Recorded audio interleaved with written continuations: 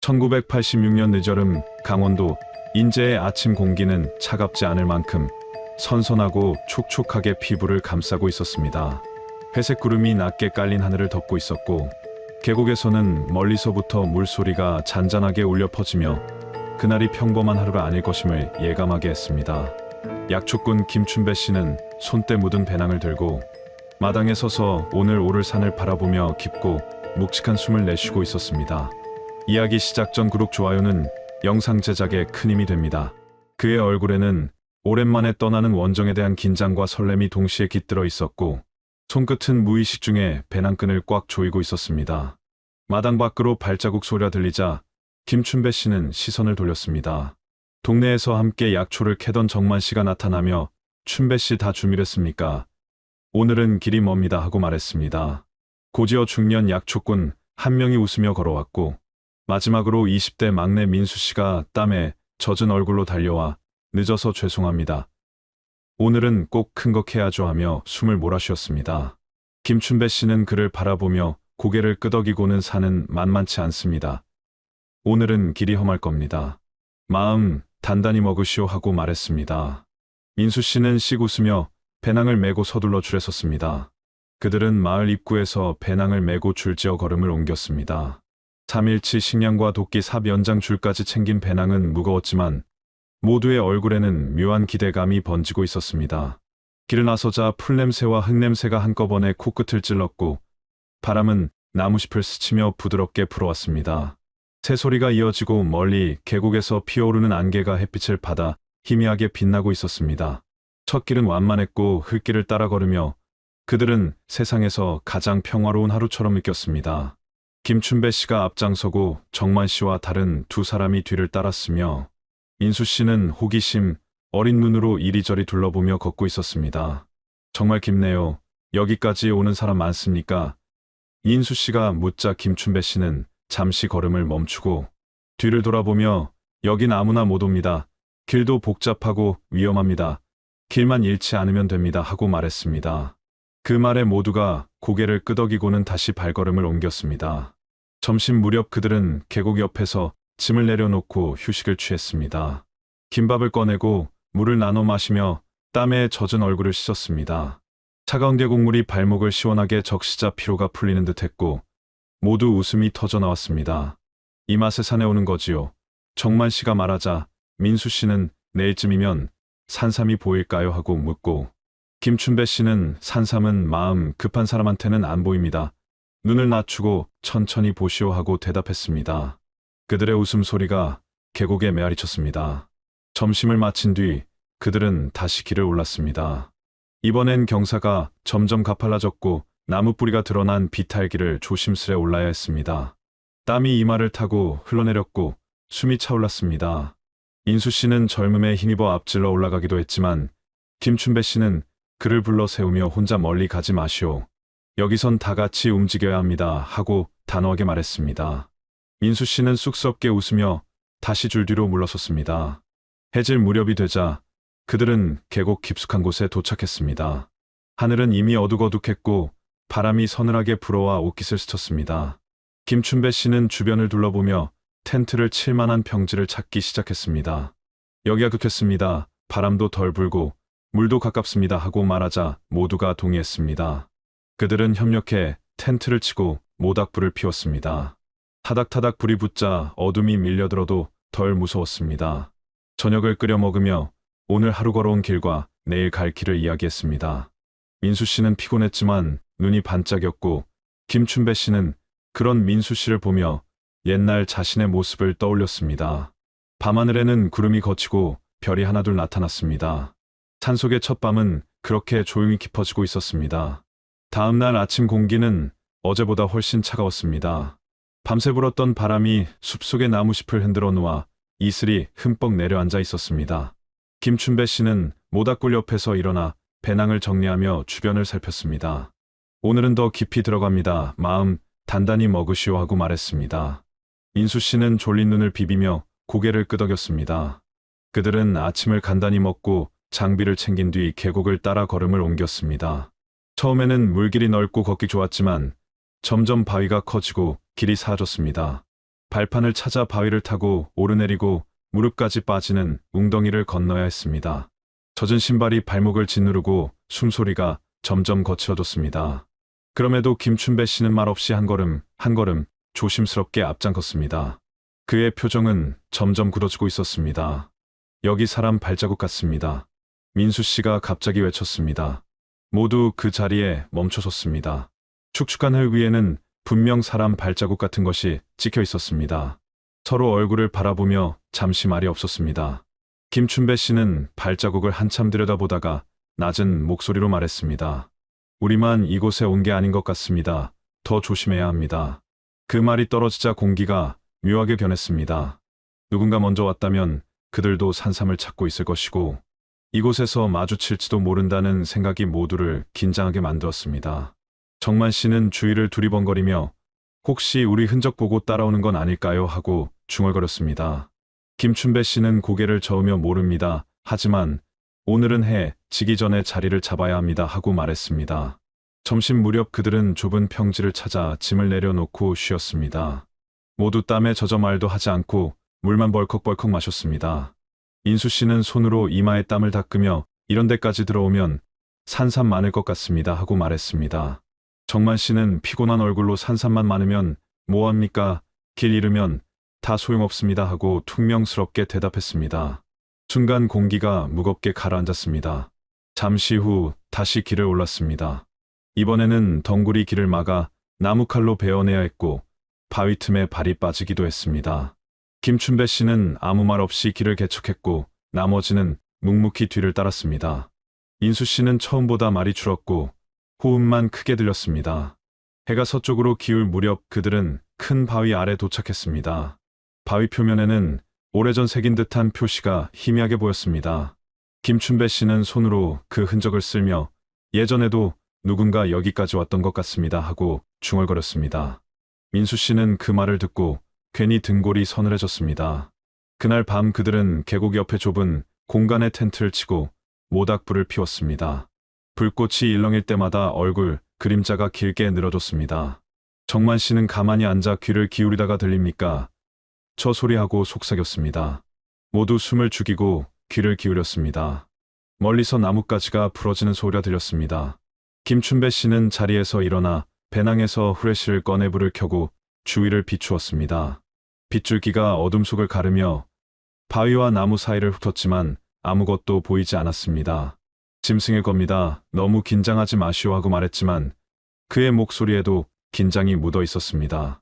그들은 다시 자리에 앉았지만 대화는 거의 이어지지 않았습니다. 인수 씨는 불을 바라보다가 입술을 깨물었습니다. 낮에 발견한 발자국이 자꾸 머릿속에 떠올랐습니다. 김춘배 씨는 불을 더 지피며 오늘 밤은 불을 꺼뜨리지 맙시다. 교대로 지킵시다 하고 말했습니다. 그들은 순서를 정해 밤새 불을 지키기로 했습니다. 깊은 산속의 밤은 이상하리만치 조용했습니다.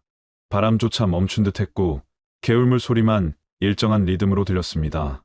멀리서 부엉이 울음소리가 들리자 민수 씨는 온몸이 긴장했습니다. 어둠은 무겁게 내려앉아 그들의 어깨를 짓누르고 있었습니다. 그날 밤 그들은 눈을 감고도 깊이 잠들지 못했습니다. 아침 햇살이 나무 사이로 비치며 안개를 천천히 걷어내고 있었습니다. 밤새 불을 지키느라 모두 눈이 충혈돼 있었고 피곤이 묻어 있었습니다. 김춘배 씨는 불씨를 정리하고 배낭을 챙기며 오늘이 본격적인 날입니다. 정신 똑바로 차리시오 하고 말했습니다. 민수 씨는 피곤한 눈을 비비며 배낭을 메고 오늘은 꼭 큰 놈 하나 제가 먼저 찾겠습니다 하고 웃었습니다. 그들은 다시 계곡을 따라 올라갔습니다.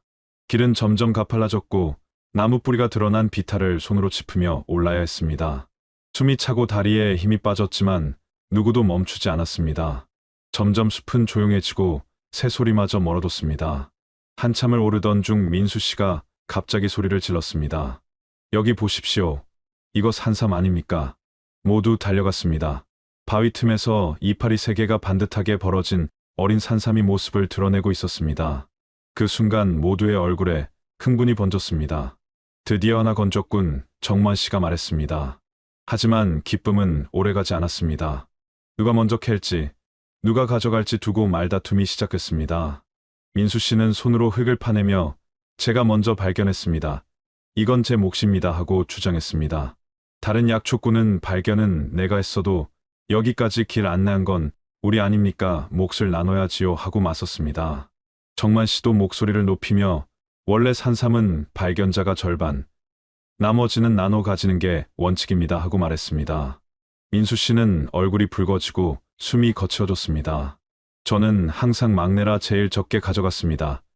이번만큼은 다 가져가야 한다고 생각합니다. 그의 말은 숲속에 울려 퍼졌고 모두의 표정이 굳었습니다. 김춘배 씨가 나서서 말했습니다. 욕심 부리면 산이 노합니다. 이렇게 싸우다 큰일 납니다. 똑같이 나눕시다. 그의 목소리는 단호했지만 쉽게 동의하지 않았습니다. 한참 실랑이가 이어지다 결국 반으로 나눠 각각의 배낭에 넣었습니다. 하지만 불씨는 이미 깊게 스며들었습니다. 해가 기울 무렵 그들은 계곡 옆에 자리를 잡고 모닥불을 피웠습니다. 불꽃은 타오르고 있었지만 웃음은 사라졌습니다. 모두 말없이 밥을 먹었고 불빛에 드러난 얼굴은 굳어 있었습니다. 민수 씨가 숟가락을 내려놓으며 말했습니다. 내일은 제가 앞장섭니다. 더 좋은 놈 제가 먼저 찾겠습니다. 정만 씨는 모닥불을 툭툭 건드리며 앞장서는 건 좋지만 혼자 멀리 가지 마시오. 길 잃으면 못 찾습니다 하고 차갑게 대답했습니다. 그 말에 민수 씨의 눈빛이 잠시 흔들렸습니다. 밤이 깊어갈수록 불씨는 더 짙어졌습니다. 모닥불 옆에서 앉아있던 김춘배 씨는 이대로 가다간 큰일 나겠다 하고 속으로 중얼거렸습니다. 불빛 너머 어둠은 묘하게 깊어 보였고 나뭇가지 스치는 소리마다 모두 고개를 돌렸습니다. 민수 씨는 침낭에 누워 있었지만 눈을 감지 못하고 불빛만 바라보고 있었습니다. 정만 씨는 팔짱을 낀 채 앉아 다른 사람들을 지켜보고 있었습니다. 그들은 서로를 경계하듯 한 사람씩 교대로 불을 지키며 밤을 보냈습니다. 그러나 아무도 깊이 잠들지 못했습니다. 다음 날 새벽 계곡은 유리처럼 맑은 안개로 가득 차 있었습니다. 나무 가지마다 맺힌 이슬이 무겁게 늘어져 있었고 바람이 불 때마다 물방울이 후두둑 떨어졌습니다. 밤새 교대로 불을 지킨 탓에 모두 눈이 충혈돼 있었고 얼굴에는 깊은 피로가 배어 있었습니다. 김춘배 씨는 가장 먼저 일어나 불씨를 살리고 물을 끓였습니다. 오늘은 서둘러야 합니다. 해 뜨기 전에 움직입시다. 그의 목소리는 낮았지만 단호했습니다. 간단히 끓인 죽을 나눠 먹고 배낭을 챙긴 뒤 그들은 길을 나섰습니다. 안개는 더욱 짙어 발밑이 제대로 보이지 않았습니다. 젖은 나무잎이 발에 달라붙고 흙길은 미끄러웠습니다. 김춘배 씨가 앞장서고 나머지가 한 줄로 뒤따랐습니다. 그때 민수 씨가 갑자기 속도를 높였습니다. 먼저 가서 좋은 자리 잡겠습니다. 큰 놈 제가 먼저 찾겠습니다. 그 말이 끝나기도 전에 그의 모습은 안개 속으로 사라졌습니다. 민수 씨 너무 멀리 가지 마시오. 김춘배 씨가 소리쳤지만 안개는 소리를 삼켜버렸습니다. 잠시 기다렸으나 대답은 돌아오지 않았습니다. 그들은 발걸음을 재촉했지만 한참을 가도 민수 씨는 나타나지 않았습니다. 정만 씨가 낮은 목소리로 말했습니다. 이거 아무래도 이상합니다. 벌써 저만큼 갔을 리가 없습니다. 목소리라도 들려야 하는데 다른 사람도 중얼거렸습니다. 해가 중천에 올랐을 무렵 결국 짐을 내려놓고 수색하기로 했습니다. 김춘배 씨는 두 사람을 나눠 위쪽과 아래쪽으로 보냈습니다. 멀리 가지 말고 큰 소리로 부르시오. 서로 목소리 들리게 움직입시다. 그는 후레쉬를 꺼내 바위 틈과 덤불 사이를 비추며 계속 이름을 불렀습니다. 민수 씨, 대답하시오. 어디 있습니까? 그러나 숲속에서는 메아리만 울렸습니다. 까마귀 울음소리가 멀리서 들려와 불길한 느낌을 더했습니다. 2시간이 지나도록 아무런 흔적도 찾지 못했습니다. 그들은 지쳐서 텐트로 돌아왔고 모두 얼굴이 굳어 있었습니다. 정만 씨가 이를 악물고 말했습니다. 배낭까지 챙겨나갔다면 일부러 간 겁니다. 우리 몰래 어디로 간 겁니다. 다른 사람도 고개를 끄덕이며 길 잃은 게 아닙니다. 일부러 우리를 피한 겁니다 하고 말했습니다. 그 순간 불신이 번지고 침묵이 무겁게 내려앉았습니다. 그때 또 한 명이 보이지 않는다는 사실이 확인되었습니다. 잠시 전까지 물을 뜨러 간다고 했던 사람이 배낭과 장비를 챙긴 채 사라진 것이었습니다. 모두의 얼굴에서 피가 가셨습니다. 김춘배 씨는 침착하려 애쓰며 말했습니다. 지금부터 떨어지지 맙시다. 서로 눈에서 벗어나지 맙시다. 그의 목소리는 단호했지만 눈빛에는 불안이 스쳤습니다. 해가 기울자 안개는 더 짙어졌습니다. 길은 보이지 않고 발자국 소리조차 묻혔습니다. 남은 사람은 서로 가까이 붙어 걸었고 조금만 떨어져도 큰 소리로 불러 확인했습니다. 긴장감은 숨 막힐 정도로 짙어졌습니다. 어둠이 내려앉자 계곡은 공포스럽도록 고요해졌습니다. 모닥불을 피웠지만 불꽃이 작게 흔들릴 때마다 모두 후레쉬를 꺼내 주위를 비추었습니다. 불빛이 닿지 않는 곳은 끝없는 어둠이었습니다. 정만 씨는 모닥불 옆에서 낮은 목소리로 말했습니다. 이건 짐승이 아닙니다. 우리 뒤를 따라오는 건 아닐까요? 김춘배 씨는 불을 더 지피며 말했습니다. 오늘 밤은 교대로 불을 지킵시다. 불 꺼지면 안 됩니다. 그들은 순서를 정하고 돌아가며 불을 지켰습니다. 하지만 아무도 깊이 잠들지 못했습니다. 누군가 뒤척이면 모두 눈을 떴습니다. 바람에 나뭇가지가 스치는 소리조차 칼날처럼 날카롭게 들렸습니다.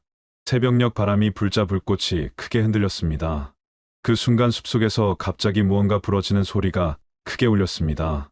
모두 동시에 일어나 후레쉬를 켜고 사방을 비추었습니다. 빗줄기는 안개 속을 가르며 흔들렸지만 아무것도 보이지 않았습니다. 그들은 모닥불 가까이에 모여 서로의 얼굴을 확인했습니다. 아무 말 없이 앉아 있었지만 눈빛은 모두 날카로웠습니다. 그날 밤은 끝없이 길고 무겁게 이어졌습니다. 밤새 한숨도 자지 못한 두 사람은 새벽녘에 눈이 마주친 순간 말없이 일어섰습니다. 모닥불은 거의 꺼져 있었고 타다 남은 장작에서 희미한 연기만 피어올랐습니다. 습기가 잔뜩 깬 공기는 차갑고 젖은 흙냄새가 코끝을 찔렀습니다. 김춘배 씨는 불씨를 다시 살리고 물을 끓였습니다. 김이 피어오르는 주전자 옆에서 그는 깊은 한숨을 내쉰 뒤 말했습니다. 정만 씨, 오늘은 내려갑시다. 이대로 있다간 우리까지 사라집니다. 정만 씨는 대답하지 않고 조용히 배낭을 챙기기 시작했습니다. 그의 손끝은 굳어 있었고 표정에는 지친 분노가 엿보였습니다. 그들은 서둘러 텐트를 걷고 배낭을 메었습니다. 어깨끈이 살갗에 파고들었지만 누구도 불평하지 않았습니다. 안개는 전날보다 훨씬 짙어 발끝조차 보이지 않았고 나무숲에서 떨어지는 물방울 소리가 유난히 크게 들렸습니다. 바위 위에 얹힌 이끼는 미끄럽고 흙길은 축축해 한 걸음 내디딜 때마다 발목까지 빠졌습니다. 김춘배 씨는 나침반을 꺼내 방향을 확인하고 조심스럽게 발걸음을 옮겼습니다. 정만 씨는 말없이 그의 뒤를 따르며 후레쉬로 발밑을 비췄습니다. 한참을 내려가던 정만 씨가 결국 입을 열었습니다. 춘배 씨, 사람 셋이나 사라졌습니다. 이제 우리 둘뿐입니다. 이 길도 맞는지 모르겠습니다. 그의 목소리에는 분노와 불안이 섞여 있었습니다. 김춘배 씨는 멈춰 서서 뒤돌아보았습니다. 맞습니다. 계곡이 저쪽에서 내려옵니다. 소리 들리죠. 이 길 아니면 더 위험합니다. 하지만 그의 목소리에도 확신이 부족했습니다. 정만 씨가 한 걸음 다가서며 목소리를 높였습니다. 계속 당신만 믿어야 합니까? 두 사람 사라지고 또 한 사람은 떨어졌습니다. 당신 판단이 맞다고 할 수 있습니까? 김춘배 씨는 이를 악물었습니다. 내가 아니면 누가 길을 압니까? 나라도 앞장서니까 여기까지 내려온 겁니다. 정만 씨는 코웃음을 치며 말했습니다. 앞장선 건 맞지만 결과가 이겁니다. 다 우리 잘못 아닙니까? 두 사람은 서로를 노려보며 팽팽하게 서 있었습니다. 안개 속에서 두 사람의 거친 숨소리만 울렸습니다. 그 순간 발밑에서 돌이 굴러갔습니다. 정만 씨가 비틀거리며 비탈 아래로 몸이 기울었습니다. 조심하시오. 김춘배 씨가 소리치며 손을 뻗었지만 손끝이 닿기 전에 정만 씨는 중심을 잃었습니다. 시간이 느리게 흐르는 것 같았습니다. 정만 씨의 몸이 굴러 떨어지고 바위에 부딪힐 때마다 둔탁한 소리가 연달아 울렸습니다. 마지막에는 물에 떨어지는 소리가 크게 메아리쳤습니다. 물안개가 튀어오르고 금세 고요가 찾아왔습니다. 김춘배 씨는 바위 가장자리까지 기어가 후레쉬로 계곡 아래를 비추었습니다. 안개가 빛을 받아 희미하게 번졌고 물소리만 요란하게 울렸습니다. 정만 씨, 대답하시오. 아무 대답도 들리지 않았습니다. 그는 몇 번이나 이름을 불렀지만 숲은 끝없이 조용했습니다. 한참 동안 그 자리에 서 있던 김춘배 씨는 결국 무릎을 꿇었습니다. 손끝이 떨리고 심장은 귀가 터질 듯 뛰고 있었습니다. 이제 나 혼자 남았다. 그 생각이 머릿속에서 메아리쳤습니다. 그는 두 손으로 얼굴을 감싸 쥐고 한동안 움직이지 못했습니다. 결국 몸을 일으켜 계곡 아래를 마지막으로 비추고 다시 배낭을 메었습니다. 발걸음은 무거웠고 다리는 힘이 풀린 듯 떨렸습니다. 해가 기울자 안개는 더 짙어지고 몸은 온통 젖은 듯 차가운 습기에 잠겼습니다. 김춘배 씨는 계곡 옆에 작은 평지를 찾아 배낭을 내려놓았습니다. 손끝으로 장작을 모아 모닥불을 피우려 했지만 젖은 나무는 쉽게 불이 붙지 않았습니다. 몇 번이나 불을 다시 붙인 끝에 겨우 불꽃이 피어올랐습니다. 그는 불 앞에 앉아 떨리는 손으로 얼굴을 감싸쥐고 깊은 한숨을 내쉬었습니다. 이제 나 혼자 남았다. 그가 낮게 중얼거렸습니다. 그의 목소리는 안개 속으로 흩어져 사라졌습니다. 불빛은 작고 초라했고 그림자는 길게 늘어져 흔들렸습니다. 그림자는 마치 다른 사람이 곁에 앉아 있는 것처럼 보였습니다. 김춘배 씨는 잠시 그 그림자를 바라보다가 눈을 돌렸습니다. 밤은 끝없이 이어졌습니다. 바람이 불 때마다 나뭇가지가 부러지는 소리가 멀리서 들려왔습니다. 그때마다 그는 후레쉬를 켜고 주위를 비추었습니다. 빗줄기는 안개 속을 가르며 나무와 바위를 훑었지만 아무것도 보이지 않았습니다. 그는 다시 불 옆에 앉아 무릎을 끌어안고 웅크렸습니다. 눈꺼풀은 무겁게 내려왔지만 감히 잠들지 못했습니다. 모닥불만이 그의 유일한 벗처럼 타올랐습니다. 그는 속으로 계속 중얼거렸습니다. 내일은 반드시 산을 내려간다. 무조건 내려간다. 김춘배 씨는 하루 종일 걸은 끝에 계곡이 끝나는 지점에서 낡은 산장을 발견했습니다. 기둥은 썩어 있었고 지붕은 반쯤 내려앉아 있었지만 그에게는 피할 곳이 필요했습니다. 그는 천천히 문을 밀고 들어갔습니다. 먼지와 곰팡이 냄새가 코를 찔렀지만 비와 안개를 피할 수 있다는 사실만으로 안도했습니다. 벽에는 오래전 누군가가 쓴 듯한 글씨가 희미하게 남아 있었고 바닥은 습기로 젖어 있었습니다.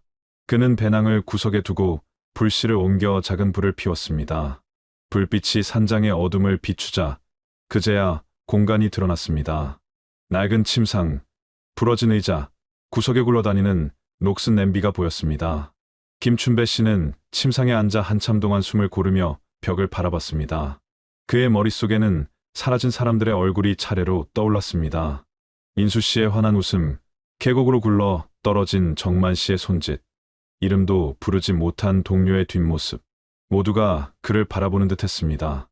바람이 불자 산장 지붕이 삐걱거렸습니다. 그 소리에 그는 벌떡 일어나 후레쉬를 켜고 사방을 비추었습니다. 빗줄기 너머에는 아무것도 없었지만 심장은 더 빨리 뛰었습니다. 그는 문을 확인하고 다시 자리에 앉았습니다. 나 때문인가? 내가 잘못한 건가? 그는 중얼거렸습니다. 대답은 돌아오지 않았지만 그 말이 산장 안에 메아리 쳤습니다. 밤이 깊어가자 안개는 산장 안으로 스며드는 듯했고 불빛은 점점 약해졌습니다. 그는 불을 더 지피며 눈을 부릅떴습니다. 불 꺼지면 안 된다. 손은 떨리고 입술은 바짝 말라 있었습니다. 한참 후 그는 잠시 눈을 감았다가 갑자기 깨어났습니다. 바깥에서 발자국 소리가 들린 듯 했습니다. 그는 숨을 죽이고 귀를 기울였습니다. 확실히 나뭇가지가 부러지는 소리가 들렸습니다. 그는 후레쉬를 들고 조심스레 문을 열었습니다. 안개만 자욱할 뿐 아무것도 보이지 않았습니다. 멀리서 부엉이 울음소리가 울렸고 그는 문을 닫고 다시 안으로 들어왔습니다. 그는 바닥에 앉아 무릎을 끌어안고 불빛을 응시했습니다. 눈꺼풀은 무거웠지만 잠들면 다시는 깨어나지 못할 것 같은 두려움이 그를 붙잡았습니다. 불길은 점점 낮아지고 그림자는 벽에 길게 일렁였습니다. 그 그림자가 마치 사람 형체처럼 움직이는 것 같아 그는 눈을 돌렸습니다. 시간이 흐를수록 그는 점점 중얼거리기 시작했습니다. 내일은 내려간다, 살아서 내려가야 한다. 목소리는 떨렸고 눈동자는 불빛에 반짝였습니다. 한순간 그는 웃는 듯한 표정을 지었다가 다시 굳었습니다. 현실과 환각이 뒤섞이는 것 같았습니다. 새벽녘이 가까워지자 산장 안은 더 차가워졌습니다. 불길이 꺼질 듯 흔들렸고 그는 떨리는 손으로 마지막 장작을 넣었습니다. 조금만 더 버티면 해 뜬다. 그는 침상에서 몸을 웅크린 채 하늘이 밝아지기만을 기다렸습니다. 바깥에서는 여전히 안개가 자욱했고 어둠은 걷히지 않았습니다. 그날 밤 김춘배 씨는 단 한순간도 편히 눈을 감지 못했습니다. 새벽이 밝아오자 산장 안은 싸늘했습니다. 불씨는 거의 꺼져 있었고 공기는 한층 더 차가워졌습니다. 김춘배 씨는 굳은 몸을 일으켜 배낭을 메었습니다. 어깨끈이 살을 파고들었지만 느낄 겨를도 없었습니다. 그는 문을 열고 밖으로 나왔습니다. 안개는 여전히 자욱했고 산은 아무 일도 없었다는 듯 고요했습니다. 그는 천천히 발걸음을 옮기며 계곡 쪽으로 내려가기 시작했습니다. 바위 위에는 이슬이 맺혀 반짝였고 발밑은 계속 미끄러졌습니다. 손으로 나무를 짚으며 버티고 내려갔지만 다리에 힘이 풀려 주저앉기를 반복했습니다. 숨은 가빠지고 가슴은 쿵쾅거렸습니다. 살아 내려가야 한다. 그는 이를 악물고 중얼거렸습니다. 한참 내려가다 작은 폭포를 만났습니다. 흰 물보라가 안개와 섞여 희미하게 빛났습니다. 그는 손을 뻗어 찬 물을 퍼마셨습니다. 얼음장 같은 물이 식도를 타고 내려가자 정신이 잠시 또렷해졌습니다. 하지만 손은 여전히 떨리고 온몸은 젖은 옷 때문에 무거웠습니다. 낮이 되자 해가 안개를 조금씩 걷어냈습니다. 하지만 햇빛은 따뜻하기보다 눈부셨습니다. 김춘배 씨는 바위에 걸터 앉아 잠시 숨을 고르며 멀리 산등성이를 바라봤습니다. 아무도 없었습니다. 사라진 사람들의 얼굴이 다시 떠올랐습니다. 민수 씨, 다른 동료들, 정만 씨. 그의 눈가가 젖었지만 울음소리는 나오지 않았습니다. 내가 다 데리고 나왔어야 했는데. 그는 다시 일어나 길을 찾았습니다. 계곡 옆 좁은 길을 따라 걷다가 발이 걸려 쓰러졌습니다. 무릎이 깨지고 흙과 이끼가 팔에 묻었지만 그는 일어나 다시 걸었습니다. 배낭은 점점 더 무겁게 느껴졌습니다. 마치 사라진 사람들의 시선이 그 안에 담겨 있는 것 같았습니다. 해가 기울 무렵 그는 더 이상 걸을 수 없었습니다. 큰 바위에 기대 앉아 숨을 몰아쉬었습니다. 눈꺼풀은 무겁게 내려왔고 의식은 흐려졌습니다. 그는 마지막 힘을 짜내어 배낭에서 비상식량을 꺼내 씹었습니다. 입안이 말라 삼키기조차 힘들었지만 억지로 삼켰습니다. 밤이 다가오자 숲속은 다시 어둠에 잠겼습니다. 그는 불을 피울 힘도 남아있지 않았습니다. 그저 바위에 등을 기댄 채 하늘을 바라봤습니다. 별이 하나둘 나타나자 눈가에 눈물이 고였습니다. 나 혼자 남았구나.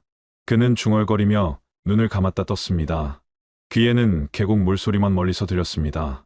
새벽녘 그는 거에 기어가듯 계곡을 따라 내려갔습니다. 발은 감각이 없었고 손바닥은 돌에 긁혀 피가 배어나왔습니다. 숨은 거칠고 머리는 어지러웠습니다. 그러나 그는 멈추지 않았습니다. 여기서 죽을 순 없다. 그는 속으로 되뇌었습니다. 마침내 계곡이 넓어지고 바위가 드문드문 나타나기 시작했습니다. 그는 바위에 앉아 몸을 떨며 주위를 둘러봤습니다. 멀리서 사람 목소리가 들린 듯했습니다. 처음에는 환청인 줄 알았지만 다시 들렸습니다. 거기 누구 있습니까? 김춘배 씨는 마지막 힘을 다해 손을 들어 흔들었습니다. 목소리는 나오지 않았지만 몸짓이 보였는지 산 아래에서 사람들이 달려오기 시작했습니다. 그는 그 자리에서 그대로 주저앉았습니다. 눈앞이 희미해지고 모든 소리가 멀어졌습니다. 그가 마지막으로 본 것은 수색 대의 후레쉬 불빛이었습니다. 계곡 바위에 앉아있던 김춘배 씨는 멀리서 들려오는 소리에 고개를 들었습니다. 안개를 가르며 희미한 빗줄기가 움직이고 있었습니다. 거기 누구 있습니까? 처음엔 환청인 줄 알았지만 빛은 점점 가까워졌습니다. 그는 온몸의 힘을 짜내어 손을 들어 흔들었습니다. 목소리는 나오지 않았지만 그 몸짓이 보였는지 누군가 외쳤습니다. 여기 사람 있습니다. 발자국 소리가 여러 방향에서 달려왔습니다. 수색대원들이 그를 발견했을 때 그는 바위에 등을 기대고 축 늘어져 있었습니다. 눈동자는 흐릿했고 입술은 바짝 말라 있었습니다. 괜찮습니까? 들립니까? 김춘배 씨는 겨우 눈을 떴습니다. 말은 하지 못하고 숨만 몰아쉬었습니다. 수색대원들이 그를 부축해 담요를 덮어주고 물을 건넸습니다. 찬물이 목을 타고 내려가자 그는 잠시 눈을 감았다 떴습니다. 눈가에는 눈물이 맺혀 있었지만 울음소리는 나오지 않았습니다. 그들은 그를 들것에 눕히고 계곡을 따라 천천히 이동했습니다. 흔들리는 후레쉬 불빛이 안개를 가르며 나무와 바위를 스치고 지나갔습니다. 김춘배 씨는 들것에 누운 채 희미한 의식으로 하늘을 바라봤습니다. 나무 가지들이 어지럽게 흔들리며 지나갔고 새벽 공기가 차갑게 얼굴을 스쳤습니다. 그의 머릿속에는 사라진 사람들의 얼굴이 차례로 떠올랐습니다. 민수 씨가 웃던 모습, 정만 씨가 계곡 아래로 떨어지던 순간 그는 눈을 감고 숨을 길게 내쉬었습니다. 날이 완전히 밝을 무렵 그들은 산 아래 임시 수색본부에 도착했습니다. 의료진이 달려와 그의 상태를 확인했습니다. 탈수 심하고 저체온입니다. 체온 났습니다. 바로 이송합니다. 응급차가 대기하고 있었고 사람들은 그를 들것째 싣고 병원으로 옮겼습니다. 지켜보던 마을 사람들 중 누군가가 물었습니다. 다른 사람들은요? 수색대장이 고개를 저었습니다. 아직 못 찾았습니다. 그 말에 주변은 조용해졌습니다. 병원에 도착한 그는 링거를 맞으며 며칠 동안 거의 말을 하지 않았습니다. 눈은 멀리 허공을 바라보고 얼굴은 굳어 있었습니다. 의사가 기억나는 게 있습니까? 하고 물어도 그는 천천히 고개만 저었습니다. 밤이 되면 그는 잠에서 깨어 앉아 있었습니다. 귀에는 여전히 계곡 물소리가 들리는 듯 했고 눈을 감으면 모닥불 옆에 앉아있던 마지막 밤이 떠올랐습니다. 그는 땀에 젖은 채 이마를 짚고 다시 누웠지만 잠들지 못했습니다. 사흘째 되는 날 경찰이 병실을 찾았습니다. 사라진 사람들에 대해 물었지만 그는 대답하지 않았습니다. 기억이 나지 않습니다라는 말만 반복했습니다.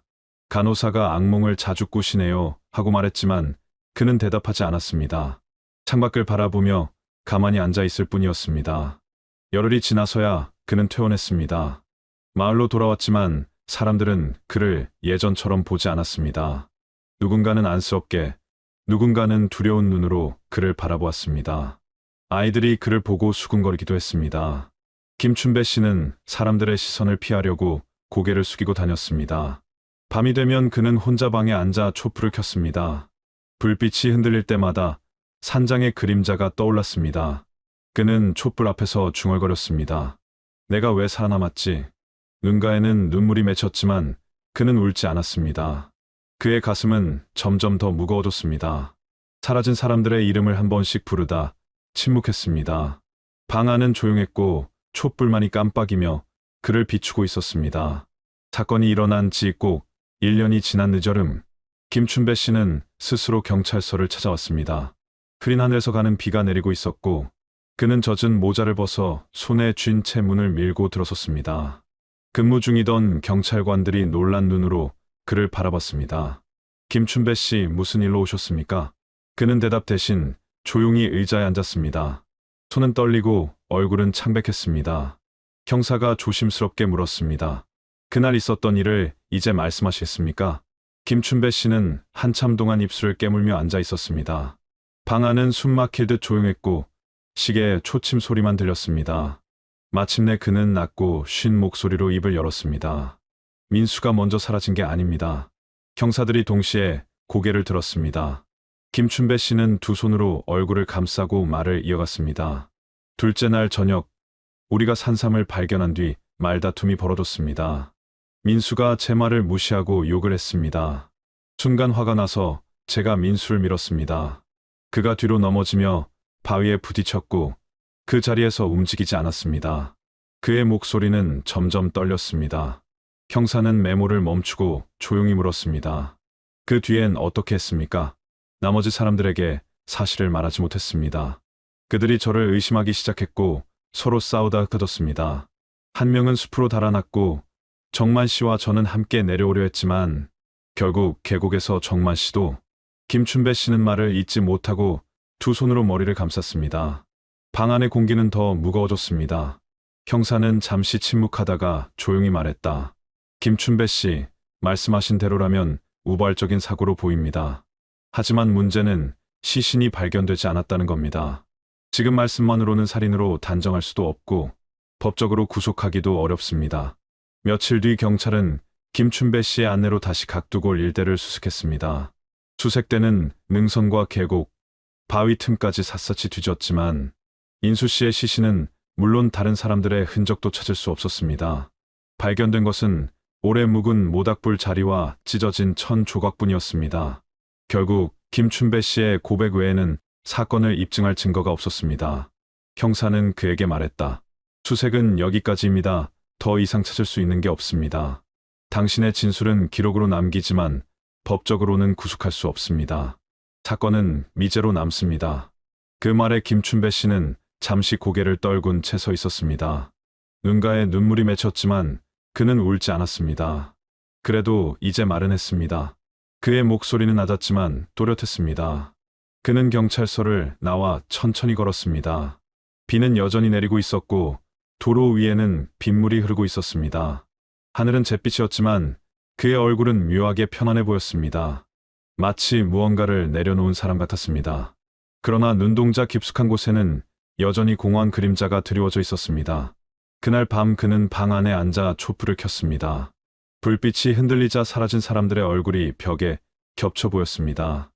민수 씨의 웃음소리, 정만 씨의 손짓, 숲으로 사라진 동료의 뒷모습. 그는 두 손으로 얼굴을 감싸쥐고 한참을 앉아 있었습니다. 나는 살아남았다 하지만 아직 끝나지 않았다. 그의 목소리는 방 안에서 메아리쳤습니다. 가을비가 내리던 밤, 김춘배 씨는 방 안에 홀로 앉아 있었습니다. 낡은 전등은 희미하게 깜빡였고 창문 밖에서는 빗물이 줄지어 흘렀습니다. 그는 천천히 편지를 꺼내 펜을 들었습니다. 손끝은 떨리고 종이는 금세 젖었습니다. 짧고 또렷한 글씨가 한 줄 한 줄 적혔습니다. 나는 이제 더는 버티지 못합니다. 그들에게 빚진 죄를 갚지 못한 채 살아있는 것이 너무 무겁습니다. 내가 살아남은 이유가 무엇인지 이제는 알겠습니다. 이제 편히 쉬고 싶습니다. 편지를 다 쓰고 그는 책상 위를 정리했습니다. 지갑, 시계, 담배 한 갑을 가지런히 놓고 의자에 앉았습니다. 잠시 창밖을 바라보다가 마지막으로 방 안을 둘러봤습니다. 이곳에서의 시간이 더는 의미 없다는 듯 눈을 감았습니다. 빗소리가 점점 커졌고 방 안은 깊은 정적에 잠겼습니다. 그날 밤 김춘배 씨는 스스로 생을 마감했습니다. 다음 날 아침 이웃은 문을 두드려도 인기척이 없자 문을 열었습니다. 방 안에는 편지와 그의 시신만이 남아 있었습니다. 사람들은 말없이 고개를 숙였고 집 앞 골목은 오래도록 조용했습니다. 장례는 조용히 치러졌습니다. 마을 사람 몇몇만이 모여 흰 국화를 놓았고 누구도 큰 소리를 내지 않았습니다. 끝까지 죄책감에서 못 벗어났구먼. 한 노인이 낮게 중얼거렸지만 아무도 대꾸하지 않았습니다. 그날 이후 김춘배 씨의 집은 닫혔고 사람들은 그 앞을 지날 때마다 한 번씩 숨을 줄였습니다. 시간은 흘러 겨울이 지나고 봄이 찾아왔습니다. 서울의 대형 산삼 경매장은 이른 아침부터 사람들로 가득했습니다. 그날 출품된 것은 보기 드문 거대한 산삼 한 뿌리였습니다. 세 갈래로 갈라진 뿌리는 마치 사람의 손가락처럼 길었고 잔뿌리까지 온전했습니다. 수십 년, 어쩌면 100년은 묵었을 법한 그 형체는 보는 이들의 숨을 멎게 만들었습니다. 산삼을 들고 나온 경매사의 손이 잠시 떨렸습니다. 경매사가 산삼 옆에 노인 명패를 가리켰습니다. 산지 강원도 인제군 설악산 각두골, 추정 수령 100년 이상. 그 순간 경매장 안이 술렁였습니다. 사람들은 서로 얼굴을 마주보며 수군거렸습니다. 각두골이라고? 거긴 작년에 사람들이 사라졌던 곳 아니야? 근데 이 산삼 누가 냈대? 몰라. 출처 밝히길 거부했다더라. 순간 경매장은 이상하게 조용해졌습니다. 누군가는 헛기침을 했고 누군가는 눈을 피했습니다. 앞줄에 앉은 한 신만이가 낮은 목소리로 말했습니다. 이런 산삼은 목숨 걸고 캐야 나옵니다. 산이 그냥 내준 게 아닙니다. 그 말에 주변 사람들은 고개를 떨구었습니다. 마치 이 산삼이 단순한 뿌리가 아니라 사라진 사람들의 삶과 죽음을 대가로 한 것처럼 느껴졌습니다. 경매사는 목소리를 가다듬고 가격을 불렀습니다. 시작가 5천만 원입니다. 가격은 순식간에 치솟았습니다. 손이 번쩍 들리고 사람들의 숨소리가 거칠어졌습니다. 마침내 사상 최고가에 낙찰되었습니다. 거대한 산삼은 조심스럽게 포장되어 사람들의 시선에서 사라졌습니다. 그 순간 경매장 안은 이상한 정적에 잠겼습니다. 마치 안개가 스며드는 듯한 착각이 들었습니다. 사람들은 말없이 앉아 있었고 누군가는 두 손을 모으고 기도했습니다. 몇몇은 자리에서 일어나 밖으로 걸어나갔습니다. 그들의 표정에는 안도와 두려움이 동시에 깃들어 있었습니다. 그날 이후 사람들은 오랫동안 이 산삼 이야기를 입에 올렸습니다. 김춘배 씨가 죽기 전에 남긴 걸까? 아니면 사라진 다른 사람들 중 누군가가, 혹은 전혀 모르는 제3자가 캐낸 걸지도 누구도 확신하지 못했고 사건은 그대로 미제로 남았습니다. 각두골은 다시 사람의 발길을 끄는 채 안개 속에 묻혔습니다. 그리고 사람들은 그 골짜기를 다시 찾으려 하지 않았습니다. 끝까지 시청해 주셔서 감사합니다. 구독과 좋아요는 영상 제작에 큰 힘이 됩니다. 무역업에 종사하는 한경우 씨와 5살 딸 하율의 여름, 계곡 나들이에서 시작됩니다.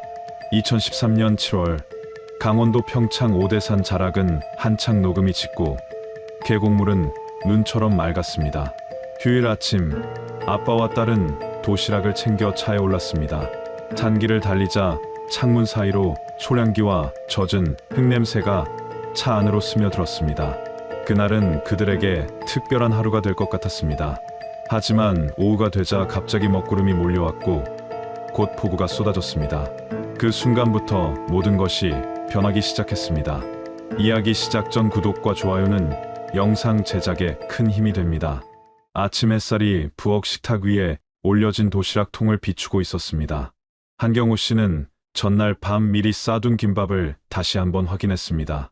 김의 윤기가 여전히 살아있었고 채소에서는 신선한 냄새가 났습니다. 오늘은 약속된 휴일이었고 회사도 전화도 없었습니다. 딸과 단둘이 보내는 시간을 기다려 온 한경우 씨는 설렘을 감추지 못했습니다. 아이 방문을 열자 하율은 이불을 걷어차고 자고 있었습니다. 잔뜩 헝클어진 머리카락, 작은 숨결, 천진한 얼굴. 그 모습을 보며 한경우 씨는 잠시 말없이 서 있었습니다. 아이는 금세 눈을 뜨고 웃었습니다. 작은 웃음이 방 안을 가득 채웠습니다. 두 사람은 간단히 아침을 먹고 차에 올랐습니다. 도로는 한산했고 창문을 조금 내리자 숲 냄새가 차 안으로 퍼졌습니다. 비 온 뒤 흙냄새와 소리향이 섞여 머리를 맑게 했습니다. 뒷좌석에서 하율이 흥얼거리는 소리가 들렸습니다. 그 소리에 한경우 씨의 표정도 환해졌습니다.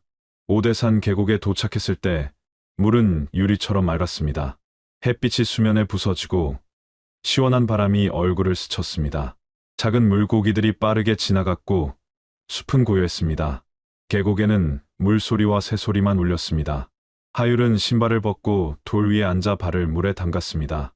작은 몸이 움찔하더니 곧 웃음이 터졌습니다. 한경우 씨는 구명조끼를 꺼내 딸에게 입혔습니다. 작은 어깨 위로 조끼가 덜렁거리자 그제야 안심이 됐습니다. 두 사람은 얕은 물에서 한참을 놀았습니다. 돌멩이가 물에 떨어지며 동그란 파문이 번졌고 아이의 웃음소리가 숲에 퍼졌습니다. 햇빛이 물 위에서 반짝이고 그 빛이 하율의 얼굴을 환하게 비췄습니다. 한경우 씨는 그 모습을 카메라에 담았습니다. 평화롭고 완벽한 여름날이었습니다. 그러나 오후가 되자 하늘이 갑자기 어두워졌습니다. 순식간에 먹구름이 몰려오고 바람이 차갑게 불었습니다. 멀리서 천둥 소리가 계곡을 울렸습니다. 계곡물은 금세 흙빛으로 변했습니다. 비가 장대비로 쏟아지자 물살이 거칠어졌습니다. 한경우 씨는 하율을 안아 바위 위로 올렸습니다. 작은 손이 아버지의 팔을 꼭 붙잡았습니다. 떨린 숨결이 손끝으로 전해졌습니다. 한경우 씨는 젖은 바위를 붙잡고 몸을 끌어올렸습니다. 그러나 발이 미끄러지며 균형을 잃었습니다. 순간 몸이 뒤집히고 차가운 물이 덮쳤습니다. 귀가 멍해지고 숨이 막혔습니다. 물 위로 머리를 내밀자 멀리 바위 위에 하율이 보였습니다. 작은 몸이 떨리고 있었습니다. 폭우와 물소리에 섞여 아이의 울음소리가 들렸습니다. 한경우 씨는 팔을 휘저으며 물살을 거슬렀습니다. 하지만 물은 더 거세졌습니다. 바위에 부딪히며 몸에 통증이 번졌습니다. 손끝이 돌을 잡으려다 미끄러졌고 온몸에 힘이 빠져나갔습니다. 시야가 점점 어두워졌습니다. 계곡물의 소리만 크게 울렸습니다. 마지막으로 들려온 것은 하율의 울음소리였습니다. 그리고 모든 것이 사라졌습니다. 그날 저녁 평소보다 늦은 시간까지 연락이 없었습니다. 김서영 씨는 휴대폰을 들여다보며 몇 번이나 전화를 걸었습니다. 하지만 전원이 꺼져 있습니다라는 안내만 반복됐습니다. 작은 불안이 점점 커졌습니다. 거실 서성이다. 결국 차 열쇠를 들었습니다. 평창까지 가는 길은 이미 어둑해지고 있었습니다. 산속으로 들어설수록 길은 젖은 흙냄새로 가득했습니다. 비가 내리기 시작했고 차창에 빗방울이 부딪혔습니다. 와이퍼가 쉴 새 없이 움직였지만 시야는 흐려졌습니다. 손에 힘이 들어갔고 운전대가 축축해질 만큼 땀이 났습니다. 계곡 입구에 도착했을 때 이미 소방차와 경찰차가 서 있었습니다. 차량의 경광등이 빗속에서 번쩍였습니다. 비옷을 입은 구조대원들이 무전기를 주고받으며 계곡 안으로 들어가고 있었습니다. 서영 씨는 그 자리에서 숨이 멎는 듯했습니다. 가까이 다가가자 대원이 물었습니다. 혹시 한경호 씨 가족분이십니까? 그 말이 끝나자마자 다리가 풀려 주저앉았습니다. 현장은 혼돈 그 자체였습니다. 빗소리, 계곡물 소리, 대원들의 무전음이 뒤섞였습니다. 손전등 빛이 이리저리 흔들리고 로프가 바위 위에 팽팽히 걸렸습니다. 서영 씨는 젖은 바위 위에 앉아 계곡을 바라봤습니다. 손이 떨려 무릎을 잡고 있지 않으면 쓰러질 것 같았습니다. 눈물이 비와 함께 흘렀습니다. 밤새 수색이 이어졌습니다. 대원들은 허리까지 물에 잠긴 채 탐색봉으로 바닥을 더듬었습니다.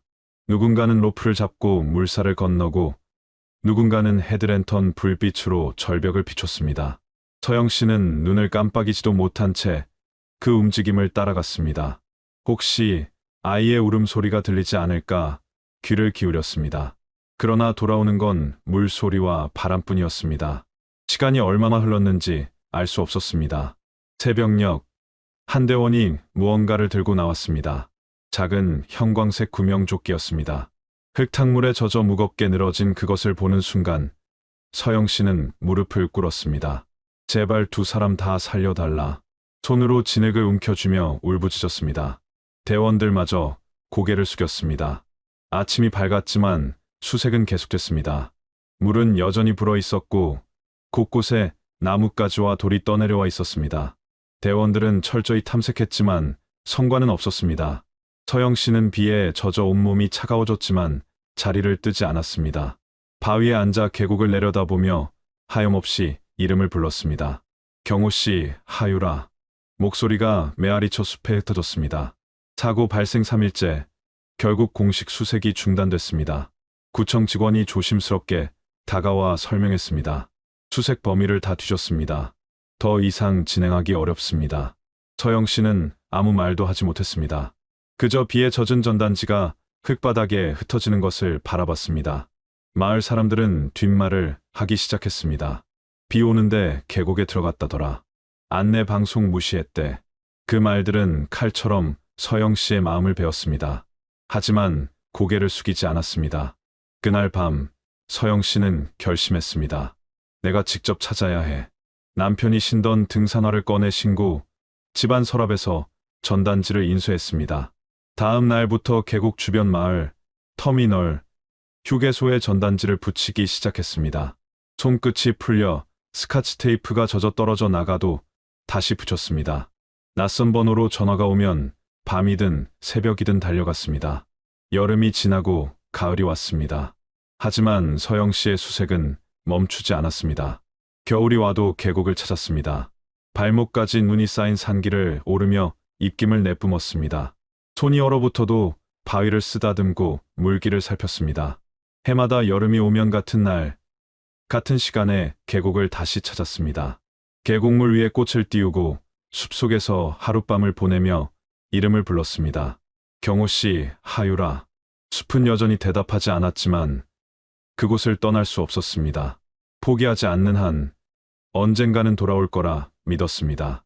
공식 수색이 끝났다는 소식을 들은 날, 김서영 씨는 집으로 돌아왔습니다. 현관에는 아직 경호 씨의 등산화가 놓여 있었습니다. 그 앞에서 한참을 서 있다가 결국 무릎을 꿇고 울었습니다. 하지만 울음은 오래가지 않았습니다. 이대로 멈출 수는 없어. 그날 밤 서랍에서 종이를 꺼내 전단지를 만들었습니다. 프린터가 돌아가는 소리가 새벽까지 이어졌습니다. 다음 날부터 서영 씨는 계곡 근처 마을을 돌았습니다. 가게 유리문, 버스 정류장, 마을회관, 휴게소 벽, 손이 닿는 곳마다 전단지를 붙였습니다. 비가 오면 전단지가 젖어 찢어졌지만 다시 인쇄해 붙였습니다. 손끝은 테이프에 긁혀 빨갛게 벗겨졌고 발 뒤꿈치에는 물집이 잡혔습니다. 낯선 번호로 전화가 오면 언제든 달려갔습니다. 밤이든 새벽이든 상관없었습니다. 누군가는 계곡에서 아이 같은 울음소리를 들었다고 말했습니다. 누군가는 산길에서 여자아이를 본 것 같다고 했습니다. 허탕일 때도 많았지만 서영 씨는 단 한 번도 실망한 기색을 보이지 않았습니다. 혹시 모르는 거니까 확인은 해야 해. 시간은 빠르게 흘러갔습니다. 봄이 오고 여름이 다시 왔습니다. 사고가 난 날과 같은 날짜가 돌아오자 서영 씨는 계곡으로 향했습니다. 이번엔 혼자가 아니었습니다. 전단지를 보고 찾아온 자원봉사자 두세 명이 함께했습니다. 그들은 로프를 메고 계곡 상류까지 올랐습니다. 흙탕물 속에서 손으로 바닥을 뒤지고 절벽 틈을 살폈습니다. 그러나 그날도 아무것도 발견하지 못했습니다. 마을 사람들의 시선은 점점 차가워졌습니다. 아직도 저러고 다녀. 벌써 몇 년째야. 서영 씨는 그 말들을 들었지만 개의치 않았습니다. 밤이면 여전히 계곡을 찾아가 손전등 불빛을 비추고 이름을 불렀습니다. 경호 씨, 하유라. 물살 소리만 대답했지만 그만두지 않았습니다. 해마다 여름이 오면 서영 씨는 같은 날, 같은 시간에 계곡을 찾았습니다. 꽃을 물 위에 띄우고 바위에 앉아 한참을 바라봤습니다. 가끔은 작은 텐트를 치고 계곡에서 하룻밤을 보내기도 했습니다. 숲속은 한여름에도 서늘했고 벌레 소리와 계곡물 소리가 어우러져 밤이 길었습니다. 하지만 서영 씨는 눈을 감지 않았습니다. 혹시 멀리서 아이의 발자국 소리가 들리지 않을까 귀를 세웠습니다. 사고가 난 지 4년째 되던 해 여름, 큰 비가 내렸습니다. 계곡물은 다시 불어났고 바위 위에 이끼는 미끄럽게 번들거렸습니다. 서영 씨는 비옷을 입고 물가를 걸었습니다. 얼굴은 비와 눈물로 구분이 되지 않았습니다. 그날도 아무것도 발견하지 못했지만 돌아가는 길에 혼잣말을 했습니다. 언젠가는 반드시 찾을 거야. 계곡은 계절마다 다른 얼굴을 보여주었습니다. 봄에는 얼음이 녹아 물이 차가웠고 여름에는 맑고 빠르게 흘렀습니다. 가을에는 낙엽이 물 위에 떠다녔고 겨울에는 얼음 사이로 작은 물길만 남았습니다. 서영 씨는 그 모든 계절을 함께 보냈습니다. 손끝은 계곡 바위처럼 거칠어졌고 얼굴은 햇빛에 그을렸습니다. 그러나 눈빛은 오히려 더 단단해졌습니다. 사람들은 말했습니다. 이제 그만해야 하지 않겠어? 이러다 몸 상해. 서영 씨는 대답하지 않았습니다. 그저 계곡을 내려다보며 조용히 속삭였습니다. 내가 끝까지 찾아낼 거야. 그리고 어느 날 계곡에서 낯익은 얼굴을 보게 됩니다. 은퇴한 산악구조대장 오태수 씨였습니다. 그는 서영 씨를 한참 바라보다가 다가와 말했습니다. 혼자 이렇게 계속 찾고 있었군요. 서영 씨는 고개를 끄덕였습니다. 그의 눈빛은 오래전 자신이 아들을 잃었던 날을 떠올리는 듯했습니다. 그리고 조용히 말했습니다. 같이 찾읍시다. 포기하지 맙시다. 그 순간 서영 씨는 처음으로 누군가와 이 길을 함께 걷는다는 안도감을 느꼈습니다. 그리고 새로운 수색이 시작될 준비가 되어 있음을 깨달았습니다. 오태수 씨와의 만남 이후 김서영 씨의 수색은 새로운 국면에 들어섰습니다. 이번에는 혼자가 아니었습니다. 산악구조대장 출신답게 오태수 씨는 먼저 지도를 펼쳤습니다. 공식 수색 때 접근하지 못한 구역이 있습니다. 상류 절벽, 그리고 동굴 쪽입니다. 서영 씨는 고개를 끄덕였습니다. 다음 날 두 사람은 장비를 챙겼습니다. 로프, 하네스, 헬멧, 헤드랜턴, 그리고 탐색봉. 오태수 씨는 모든 장비를 직접 점검했습니다. 안전이 최우선입니다. 무리하지 맙시다.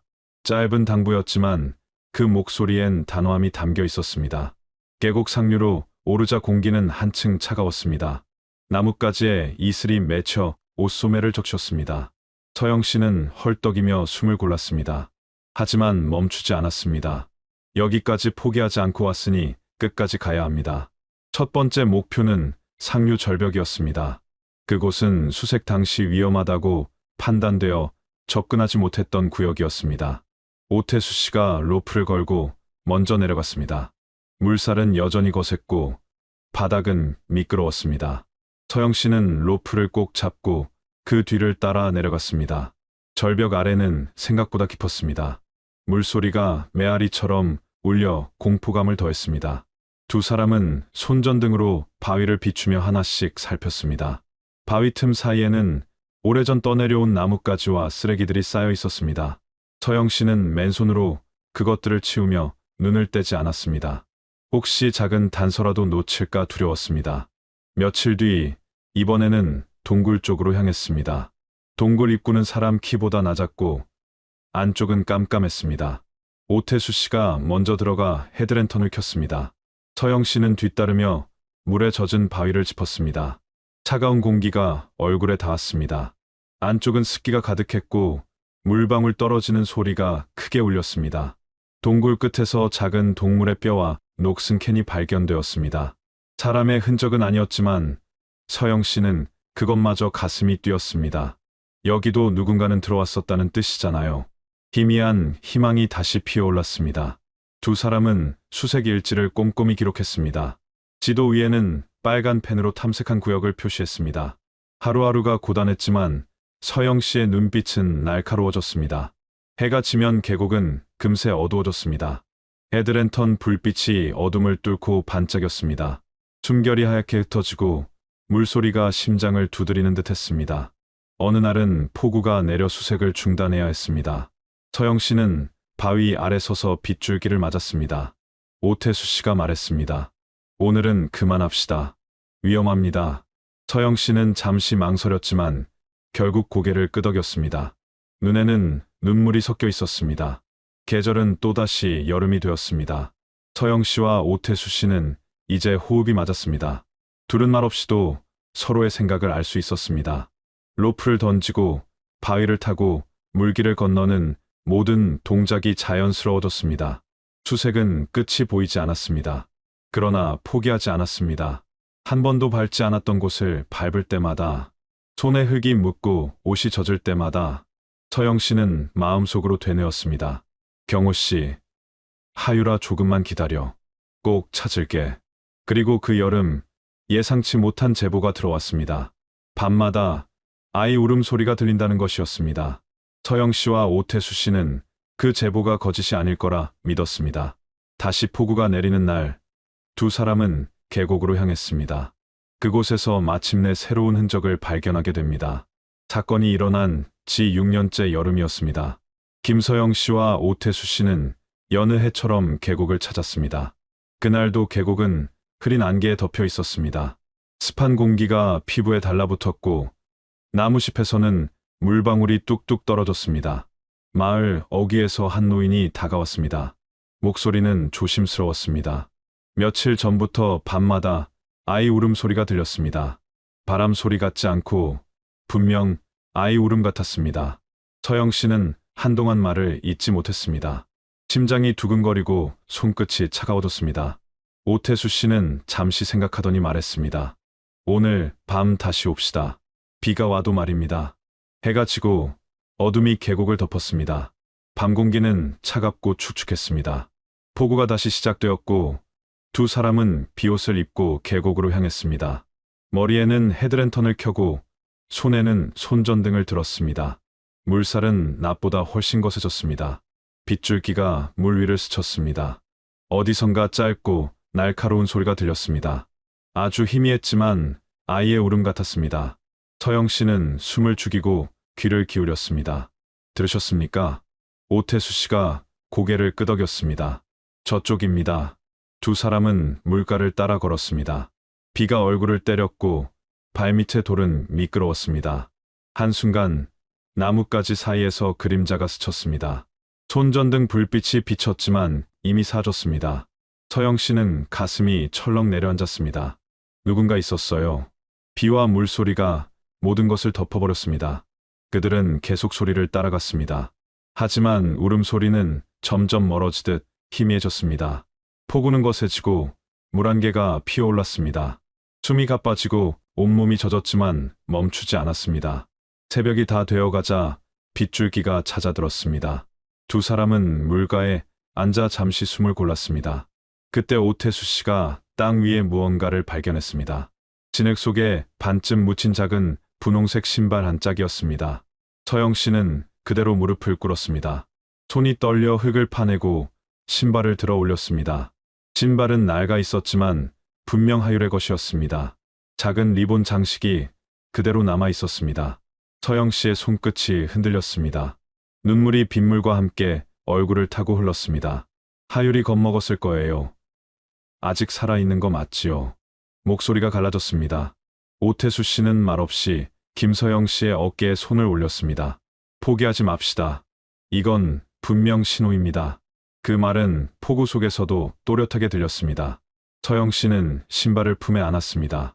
새벽의 계곡은 차가웠지만 그 순간 작은 희망이 다시 살아났습니다. 하율아, 엄마가 여기 있어. 꼭 찾을 거야. 분홍색 신발이 발견된 지 몇 달 뒤, 계곡에는 다시 여름이 찾아왔습니다. 올해는 유난히 무더웠습니다. 하지만 김서영 씨는 다시 계곡을 찾았습니다. 계곡은 여전히 깊고 물은 여전히 차가웠습니다. 숲은 여름빛으로 가득했고 계곡물 소리는 여전히 귓가를 때렸습니다. 그날 계곡 상류에는 환경연구를 하던 대학원생 이수민 씨가 식생 조사를 위해 올라왔습니다.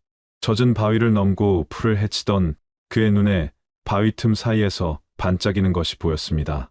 흙에 반쯤 묻힌 작은 물병이었습니다. 병은 심하게 녹슬어 있었고 입구에는 이끼가 끼어 있었습니다. 호기심이 생긴 이수민 씨는 장갑을 낀 손으로 조심스럽게 꺼냈습니다. 물병을 들어 올리자 그 아래에서 하얗게 바랜 뼈 조각이 드러났습니다. 작고 가벼운 그 조각은 이상하게도 인간의 것처럼 보였습니다. 이수민 씨는 즉시 휴대폰으로 사진을 찍고 산림청에 연락했습니다. 몇 시간 뒤 경찰과 국과수 요원들이 도착했습니다. 현장은 순식간에 통제 구역이 되었습니다. 노란 출입금지 테이프가 둘러지고 감식팀이 흰 장갑을 낀 채 증거를 하나씩 수거했습니다. 물병, 바위 틈에 낀 낡은 천 조각, 뼈 조각, 모든 것은 하나씩 증거 봉투에 담겼습니다. 서영 씨는 현장으로 달려왔습니다. 비에 젖은 산길을 뛰어 내려오다 신발이 흙탕물에 빠졌지만 아랑곳하지 않았습니다. 테이프 앞에 도착했을 때 가슴이 두근거려 숨이 가빠졌습니다. 손끝이 차갑게 식고 몸이 떨렸습니다. 현장 감식관이 다가와 조심스럽게 말했습니다. DNA 결과가 나오는 대로 알려드리겠습니다. 서영 씨는 아무 말도 하지 못한 채 고개만 끄덕였습니다. 며칠 뒤 국과수에서 결과가 도착했습니다. 뼈 조각의 DNA는 한경우 씨와 일치했습니다. 그러나 사인은 예상과 달랐습니다. 단순한 익사가 아니었습니다. 머리 뒤쪽에 강한 외상이 있었고 그것이 직접적인 사인으로 판명되었습니다. 담당 형사는 낮은 목소리로 말했습니다. 사고가 아니라 타살 가능성이 있습니다. 서영 씨는 한동안 눈을 감았습니다. 그날의 폭우, 그날의 급류, 그리고 바위 위에서 울던 하율. 모든 기억이 한꺼번에 밀려왔습니다.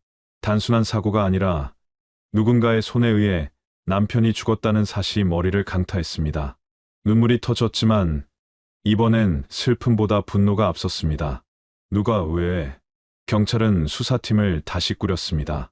사건 발생 당시의 기록과 진술, 목격자들을 다시 불러 조사했습니다. 당시 계곡 근처에서 발견된 버려진 술병, 부러진 지팡이, 낡은 슬리퍼도 다시 감정에 들어갔습니다. 모두 우연이 아니었습니다. 국과수는 추가로 한경우 씨의 휴대폰 데이터를 복원했습니다. 화면은 흔들렸지만 영상 구석에 두 개의 그림자가 스쳐 지나가는 것이 포착되었습니다. 어깨에 맨 가방, 길쭉한 막대 같은 것을 든 모습. 형사는 화면을 반복 재생하며 말했다. 이 사람들을 찾아야 합니다. 경찰은 평창 일대에서 활동하던 불법 산삼꾼 명단을 확보했습니다. 사건 당시 잠적한 인물들, 그 중에서도 박춘섭 씨와 윤경자 씨 부부가 주요 용의선상에 올랐습니다. 그들은 사건 직후 마을에서 사라졌고 누구도 그들의 행방을 알지 못했습니다. 서영 씨는 수사 상황을 들을 때마다 가슴이 쿵쾅거렸습니다. 남편의 억울함이 조금씩 풀려가는 듯했지만 동시에 두려움이 몰려왔습니다. 만약 그들이 하율까지, 생각이 거기까지 미치자 숨이 막혔습니다. 그러나 고개를 들었습니다. 어떤 일이 있어도 끝까지 밝혀야 해. 계곡은 여전히 같은 모습으로 흐르고 있었습니다. 하지만 이제 그 물소리는 단순한 자연의 소리가 아니었습니다. 그날의 진실을 증언하는 듯 깊고 무겁게 울렸습니다. 서영 씨는 그 소리를 들으며 조용히 다짐했습니다. 경우 씨, 기다려. 꼭 밝혀낼게. 국과수의 분석 결과가 나온 뒤 경찰은 본격적인 수사에 착수했습니다. 먼저 당시 평창 일대에서 활동하던 불법 산삼꾼 명단이 확보되었습니다. 그 명단에는 박춘섭 씨와 윤경자 씨 부부의 이름도 있었습니다. 두 사람은 사건 발생 직후 마을에서 자취를 감췄습니다. 주민들은 그들이 갑자기 짐을 싸서 떠났다고 말했습니다. 그날 이후로 한 번도 못 봤습니다. 이상한 일이라는 목격담이 잇따랐습니다. 수사팀은 부부가 머물렀던 산골집을 조사했습니다. 낡은 집 안에는 버려진 생활 흔적들이 남아 있었습니다. 곰팡이가 핀 옷까지, 깨진 그릇, 순 냄새가 밴 모포, 그리고 벽 구석에서 아이 장난감이 하나 나왔습니다. 작은 토끼 인형이었습니다. 서영 씨는 그 인형을 보자 손을 떨었습니다. 이건 하율이가 좋아하던 인형과 똑같아요. 경찰은 부부가 사용하던 차량 번호와 이동 경로를 추적했습니다. 그러나 기록은 사건 직후 강원도 경계를 벗어난 지점에서 끊겼습니다. 그 뒤로 흔적은 사라졌습니다. 수사팀은 부부의 지인들을 조사했고 몇몇은 그들이 최근 영월 근처에서 목격됐다고 증언했습니다. 밤에만 나타났습니다. 산에서 내려왔다 다시 사라졌습니다. 수사망은 점점 좁혀졌습니다. 영월 산골짜기, 오래된 오두막, 버려진 창고 등이 하나씩 조사되었습니다. 그 과정에서 아이가 사용한 것으로 보이는 컵, 색칠 공부책, 작은 침대가 발견되었습니다. 벽에는 낯선 글씨로 이름이 적혀 있었습니다. 수정. 사진 속에는 11살쯤 된 소녀가 웃고 있었습니다. 서영 씨는 사진을 붙잡고 무릎을 꿇었습니다. 하율아. 눈물이 쏟아졌습니다. 하지만 부부는 여전히 모습을 드러내지 않았습니다. 산속은 넓었고 은신처는 많았습니다. 경찰은 드론을 띄우고 수색견을 투입했습니다. 밤에도 수색은 계속됐습니다. 계곡과 산길 곳곳에 손전등 불빛이 번졌습니다. 서영 씨는 그 현장을 지켜보며 숨을 삼켰습니다. 이제 정말 가까워지고 있어. 몇 달 뒤 결정적인 소식이 들려왔습니다. 박춘섭 씨의 시신이 영월 깊은 산속에서 발견되었습니다. 목에 줄이 감긴 채였습니다. 현장은 오래 방치된 듯 했습니다. 윤경자 씨와 하율의 행방은 여전히 알 수 없었습니다. 수사팀은 부부가 머물렀던 다른 은신처를 추적하기 시작했습니다. 압박은 점점 거세졌습니다. 경찰은 산골의 모든 오두막과 빈집을 수색했습니다. 그리고 마침내 봉사리 깊숙한 외딴 집에 도착했습니다. 문은 잠겨 있었지만 인기척이 느껴졌습니다. 대원들이 조심스럽게 문을 열자 방 안에 윤경자 씨가 앉아 있었습니다. 그녀의 표정에는 체념이 묻어 있었습니다. 그리고 그 뒤에서 11살로 자란 소녀가 모습을 드러냈습니다. 소녀는 낯선 눈으로 서영 씨를 바라보았습니다. 저는 수정입니다. 그 순간 서영 씨의 심장이 멎는 듯 했습니다. 눈앞에 있는 아이가 분명 하율이었지만 그 아이는 자신을 다른 이름으로 부르고 있었습니다. 봉사리 외딴 집에서 발견된 소녀는 처음부터 낯설었습니다. 긴 머리카락은 헝클어져 있었고 손톱에는 흙이 잔뜩 끼어 있었습니다. 옷은 낡고 작았으며 얼굴은 창백했습니다. 김서영 씨는 떨리는 손으로 아이를 바라보았습니다. 하지만 아이는 아무 말도 하지 않았습니다. 경찰은 아이를 보호시설로 데려갔습니다. 거기서 심리 상담과 면담이 시작되었습니다. 처음 며칠 동안 아이는 단 한마디도 하지 않았습니다. 낯선 공간에 앉아 벽만 바라보았습니다. 밤이 되면 이불 속에서 조용히 울었습니다. 심리 상담사는 조심스럽게 아이에게 그림 그리기를 권했습니다. 처음에는 아무것도 그리지 않다가 어느 날 작은 계곡을 그렸습니다. 물속에 둥근 돌이 있고 옆에 빨간 구명조끼 같은 것이 그려져 있었습니다. 그 그림을 본 김서영 씨의 눈물이 터졌습니다. 하율아. 그러나 아이는 여전히 자신을 수정이라고 불렀습니다. 시간이 조금씩 흐르자 아이는 단어를 하나둘 내뱉기 시작했습니다. 바위 비. 짧고 끊긴 말이었지만 분명 기억의 조각이었습니다. 상담사는 인내심을 가지고 질문을 이어갔습니다. 그때 아이가 손을 들어 무언가를 그렸습니다. 작은 토끼 인형, 김밥, 그리고 계곡. 서영 씨는 아이에게 옛날 사진을 보여주었습니다. 아빠와 함께 찍은 계곡 사진, 생일 케이크 앞에서 웃던 사진. 처음에는 무표정하던 아이가 사진을 오래 바라보았습니다. 손끝이 떨렸습니다. 그리고 아주 작은 목소리로 말했습니다. 엄마? 그 한마디에 서영 씨는 아이를 꼭 안았습니다. 눈물이 쏟아졌습니다.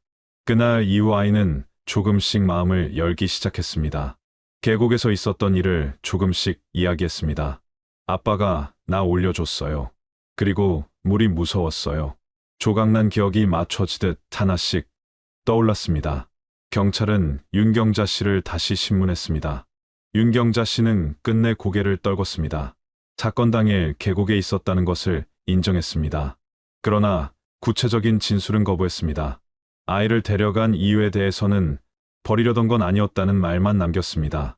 수사는 계속됐고 새로운 증거들이 모였습니다. 그동안 아이는 서서히 웃음을 되찾았습니다. 처음에는 낯설었던 장난감에도 손이 갔고 어느 날은 작은 목소리로 노래를 흥얼거렸습니다. 서영 씨는 그 모습을 보며 다시 희망을 느꼈습니다. 이제 조금씩 돌아오고 있어. 어느 저녁 아이는 서영 씨에게 다가와 조심스럽게 말했습니다. 엄마, 내 이름 하율이에요. 그 순간 서영 씨는 아이를 꼭 껴안았습니다. 모든 긴 여정이 조금씩 끝나가고 있음을 느꼈습니다. 하율의 증언 이후 경찰은 수사를 더 강하게 밀어붙였습니다. 윤경자 씨는 결국 체포되었습니다. 수사실에서 그녀는 오랫동안 침묵했습니다. 그러나 증거와 증언이 하나둘 쌓이자 더 이상 부정하지 못했습니다. 그날 계곡에서 산삼을 캐고 있었습니다. 사람이 오는 소리가 들려 숨었는데 그 남자가 우리를 보고 소리쳤습니다. 다투다가 바위에서 밀쳤습니다. 그녀의 목소리는 낮고 건조했습니다. 그 말은 사건의 진실을 드러냈습니다. 한경우 씨는 단순한 사고로 죽은 것이 아니었습니다. 순간 서영 씨는 주먹을 움켜쥐었습니다. 당신이 내 남편을... 목소리가 갈라졌습니다. 윤경자 씨는 눈을 감은 채 아무 말도 하지 않았습니다. 박춘섭 씨의 죽음에 대해서도 윤경자 씨는 입을 열었습니다.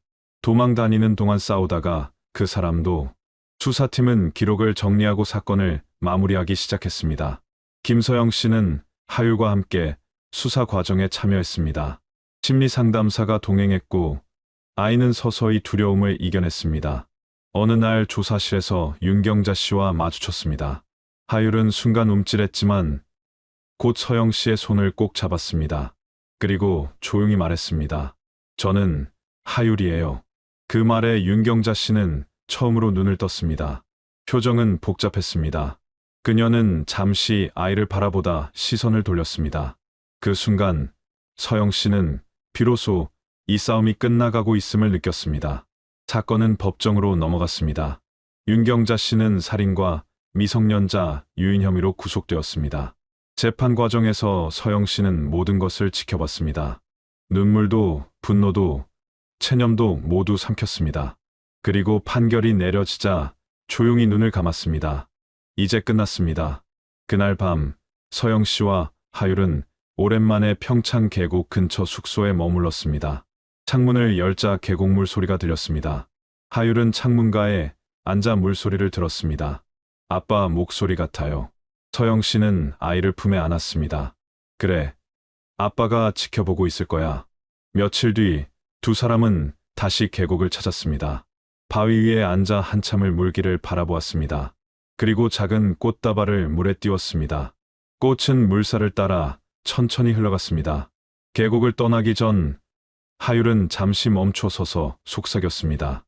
아빠, 이제 우리 행복할게요. 그 순간 서영 씨의 눈에서 눈물이 흘렀습니다. 하지만 이번엔 슬픔만 있는 눈물이 아니었습니다. 해방감, 안도감, 그리고 새로운 시작을 향한 눈물이었습니다. 사건이 모두 마무리된 뒤 한경우 씨의 유골은 오대산 낙골당에 안치되었습니다. 날이 맑은 아침, 김서영 씨와 하율은 함께 낙골당을 찾았습니다. 하얀 건물 안은 조용했고 창문 너머로 산 능선이 보였습니다. 서영 씨는 조심스럽게 유골함 앞에 꽃을 내려놓았습니다. 그 순간 눈물이 저절로 흘렀습니다. 경호 씨, 이제야 당신을 여기 모실 수 있게 되었어요. 목소리는 떨렸지만 그 안에는 오랜 슬픔을 놓아주는 평온이 담겨 있었습니다. 하율은 작은 손으로 꽃잎을 만지며 유골함을 오래 바라봤습니다. 그 표정에는 두려움이 아닌 담담함이 깃들어 있었습니다. 낙골당을 나와 두 사람은 근처 산길을 걸었습니다. 풀잎 위에는 이슬이 맺혀 있었고 계곡물 소리가 멀리서 들려왔습니다. 숲은 더 이상 서늘하고 무서운 곳이 아니었습니다. 바람이 불 때마다 나무잎이 흔들리고 햇빛이 점점 밝아졌습니다. 며칠 뒤 서영 씨는 하율을 데리고 바다로 갔습니다. 강릉 해변은 푸른 빛으로 빛나고 있었습니다. 모래사장은 따뜻했고 파도는 잔잔했습니다. 하율은 모래사장에 무릎을 꿇고 손가락으로 글씨를 썼습니다. 아빠, 이제 우리 행복할게. 그 글씨가 파도에 지워졌지만 서영 씨는 웃었습니다. 그래, 이제 우리 행복하자. 그 말은 다짐처럼 들렸습니다. 하율은 모래 위에서 환하게 웃었고 그 웃음은 바람에 실려 멀리 퍼졌습니다. 그 순간 하늘에 무지개가 떴습니다. 빗방울이 살짝 남아있는 공기 속에서 7색깔 빛이 번졌습니다. 서영 씨와 하율은 나란히 서서 무지개를 바라봤습니다. 긴 여정의 끝에서 새로운 시작이 열리고 있었습니다. 멀리서 들려오는 파도 소리, 그리고 조용히 불어오는 바람. 모든 고통과 두려움이 이제는 기억이 되었습니다. 두 사람은 손을 맞잡고 해변을 걸었습니다. 뒤돌아본 하늘은 더 이상 먹구름이 아니라 맑고 푸른 빛으로 가득했습니다. 끝까지 시청해 주셔서 감사합니다. 구독과 좋아요는 영상 제작에 큰 힘이 됩니다. 1986년 7월 하얀 물보라를 가르던 작은 배가 외딴 섬 포구에 닿았습니다. 갑판 위에 김미영 씨와 김미정 씨가 서 있었고 두 사람은 동사무소 행정요원으로 1년 근무를 앞두고 있었습니다. 바다 냄새가 옷깃을 파고들었고 부두에는 중장년 남성들이 모여 낯선 눈으로 자매를 지켜봤습니다. 인구는 300여 명, 배는 하루 한 번뿐인 섬이었습니다. 이야기 전 구독과 좋아요는 영상 제작에 큰 힘이 됩니다. 동사무소는 포구에서 걸어서 10여 분 거리에 있었습니다. 회벽은 습기에 얼룩졌고 창틀은 녹이 슬어 있었습니다.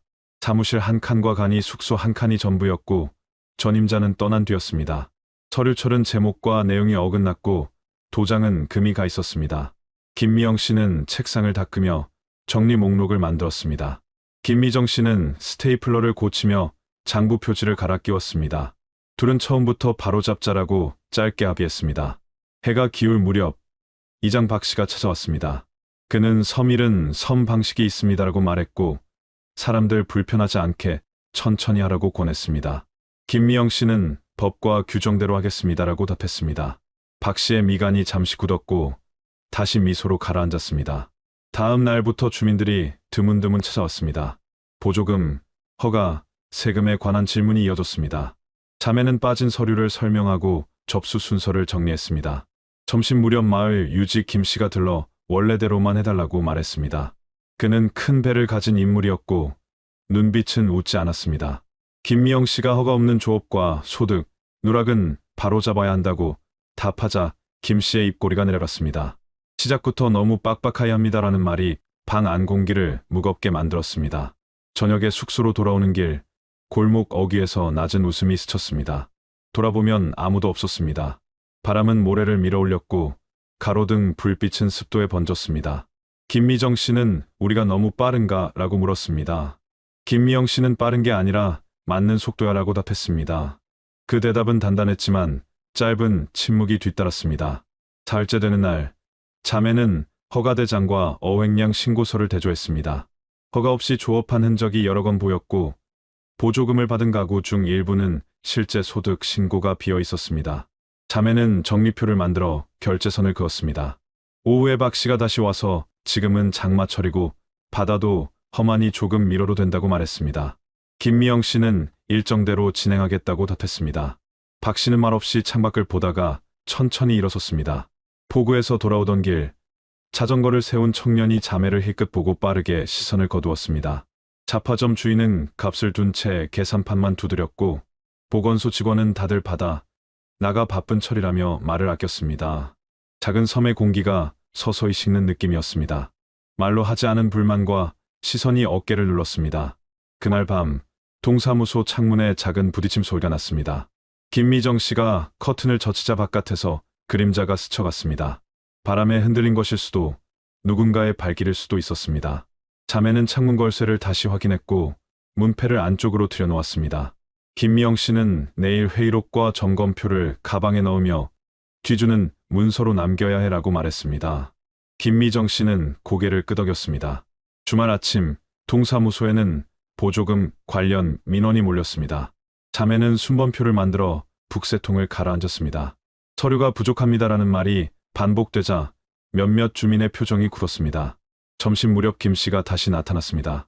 그는 대기자들 앞에서 여그 방식은 그게 아닙니다라고 크게 말했습니다. 김미영 씨는 차분하게 규정을 읽어 내려갔습니다. 사람들의 시선이 둘 사이를 오갔습니다. 짧은 정적이 흐른 뒤 김 씨는 입술을 깨물고 돌아섰습니다. 해가 저물 무렵 이장 박 씨, 유지 김 씨, 그리고 이름을 모르는 중년 몇 명이 포구 끝에서 모여 서 있는 모습이 보였습니다. 그들은 자주 바다를 보았습니다. 자매가 지나가자 인사 대신 고개만 까딱했습니다. 바람결에 원래대로라는 단어가 흘렀습니다. 그 말은 관습과 합의, 침묵과 편의의 다른 말처럼 들렸습니다. 밤이 내려앉자 습기가 더 짙어졌습니다. 파도 소리가 가까워졌고 포구에서 무트로 들어오는 길에 개 짖는 소리가 간헐적으로 이어졌습니다. 김미정 씨는 불을 끄기 전 수첩에 짧게 적었습니다. 주민 설명회 필요. 이장 참석 요청. 김미영 씨는 그 메모 아래에 작게 덧붙였습니다. 허가보조금 세금, 기준표 공개. 두 사람은 같은 장을 넘길 때마다 서로의 손동작을 눈으로 확인했습니다. 호흡을 맞추려는 습관이 자연스레 생겼습니다. 침대에 누운 뒤에도 쉽게 잠이 오지 않았습니다. 포구에서 따라온 시선과 낮에 오간 말이 귓가를 맴돌았습니다. 김미영 씨는 스스로에게 천천히 말했습니다. 우리는 행정 절차를 지키는 사람입니다. 그 문장은 외롭지 않으려는 주문처럼 들렸습니다. 김미정 씨는 창문 틈을 다시 한번 확인했습니다. 검은 바다와 어두운 골목, 그리고 불을 끈 창들이 겹쳐졌습니다. 새벽녘, 빗방울이 드문드문 떨어지기 시작했습니다. 장마의 기척이었습니다. 자매는 동시에 눈을 떴고 말없이 이불을 끌어올렸습니다. 오늘도 문을 열고 장부를 펼치고 질문을 받을 것입니다. 섬의 공기는 낮이 되면 다시 무거워질 것입니다. 그러나 자매는 알고 있었습니다. 첫날의 인사만큼이나 다음 날의 반복이 중요하다는 사실요. 기록은 쌓이고 기준은 남고 말들은 언젠가 문장으로 돌아올 것입니다. 그리고 그 문장들이 누군가에게 불편과 안도를 동시에 남길 것입니다. 자매는 그 경계에 서 있었습니다. 자매가 부임한 지 일주일이 지나자 본격적인 업무가 시작되었습니다. 책상 위에는 주민등록 정리, 보조금 신청서, 세금 납부 기록이 쌓여 있었습니다. 장부는 오래 방치된 흔적이 역력했고 숫자와 날짜가 맞지 않는 경우도 많았습니다. 김미영 씨는 연필로 빨간 동그라미를 치며 문제 구역을 표시했습니다. 김미정 씨는 자료처를 다시 묶고 누락된 신고서를 찾아 하나씩 정리했습니다. 며칠 뒤 첫 갈등이 시작되었습니다. 김미영 씨는 허가 없이 조업한 배의 여러 척을 확인하고 보고서를 작성했습니다. 다음 날 아침 섬에서 가장 큰 어선을 가진 김 씨가 사무실로 찾아왔습니다. 그는 서류를 책상 위로 올려놓으며 말했습니다. 원래 이 섬은 이렇게 해왔습니다. 김미영 씨는 차분히 답했습니다. 허가 없이 조업하면 과태료가 부과됩니다. 신고만 하면 바로 해결할 수 있습니다. 김 씨의 표정은 굳었고 나가면서 짧게 말했습니다. 너무 까다롭게 하지 말아요. 그날 오후 마을 이장 박 씨가 다시 동사무소를 찾았습니다. 그는 천천히 담배를 끄고 자매를 바라봤습니다. 법은 법이지만 섬에는 섬만의 방식이 있습니다. 너무 고두면 부러집니다. 말은 충고였지만 은근한 압력이었습니다. 김미정 씨는 긴장한 얼굴로 고개를 숙였지만 김미영 씨는 원칙대로 하겠다고 말했습니다. 박 씨의 입꼬리가 굳어졌다가 다시 미소로 돌아갔습니다. 시간이 갈수록 주민들의 반응은 점점 차가워졌습니다. 잡화점에서 물건 값을 일부러 비싸게 부르는 경우도 있었고 시장에서는 자매를 대놓고 피했습니다.